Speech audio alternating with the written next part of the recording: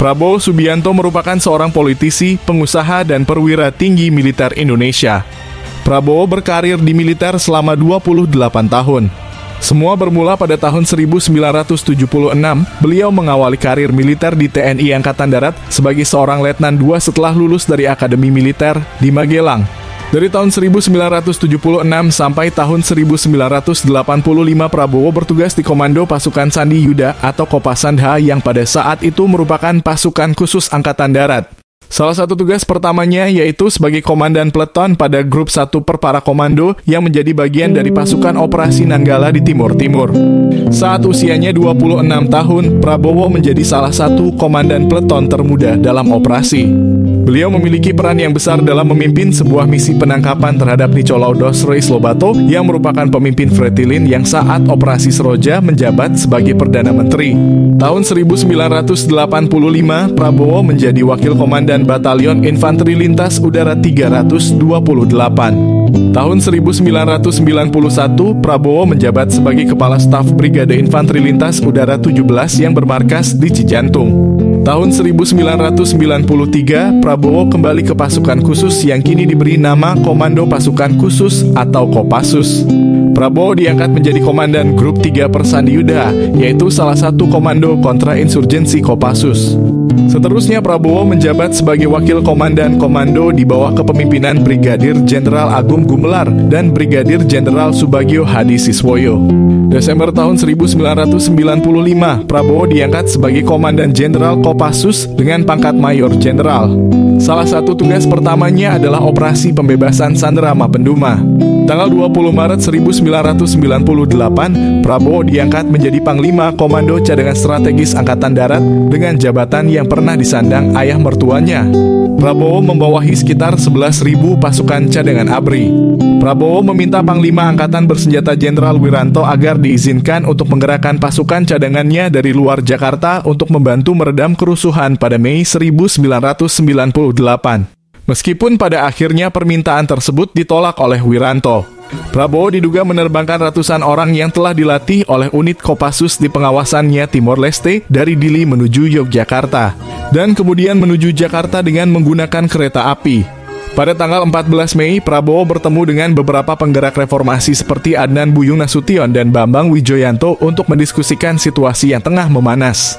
Pada tanggal 21 Mei 1998, Presiden Soeharto mengumumkan pengunduran dirinya dan digantikan oleh Habibie yang langsung dilantik pada hari yang sama. Siang harinya, Prabowo menemui Habibie dan memintanya agar menunjuk Prabowo sebagai Panglima ABRI menggantikan posisi Wiranto. Tetapi Habibie memberhentikan Prabowo dari jabatannya sebagai Panglima Kostrad. Prabowo menemui Soeharto setelah diberhentikan dari jabatannya, akan tetapi ayah mertua Prabowo itu tidak mendukungnya. Akhirnya Prabowo mendapatkan penugasan sebagai Komandan Sekolah Staf dan Komando ABRI di Bandung, menggantikan Letnan Jenderal Ari J. Kumaat.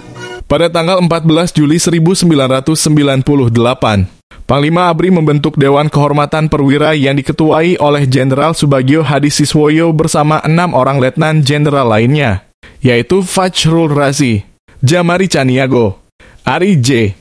Kumaat Agung Gumelar, Susilo Bambang Yudhoyono, dan Yusuf Kartanegara. Dewan ini memeriksa Prabowo dalam 7 butir tuduhan.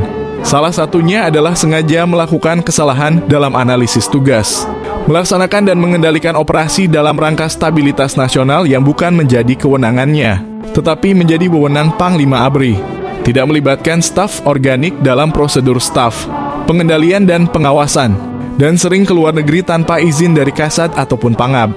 Selama persidangan berlangsung, Prabowo mengklaim dirinya sebagai seorang tawanan perang yang dilindungi oleh Konvensi Jenewa dan kerap menggunakan haknya untuk tidak bicara, sehingga membuat frustasi para anggota dewan yang sudah harus memakai rompi anti peluru. Prabowo diadili berdasarkan Kitab Undang-Undang Hukum Pidana dan Kitab Undang-Undang Hukum Pidana Militer. Setelah diberhentikan dari militer, Prabowo sempat menghabiskan waktu di luar negeri. Ia kembali ke Indonesia dengan menjajal keberuntungan dalam dunia politik. Tahun 2004 adalah langkah pertama Prabowo menjadi calon presiden. Ia maju lewat konvensi Partai Golkar. Sayangnya, ia kalah suara dari Wiranto.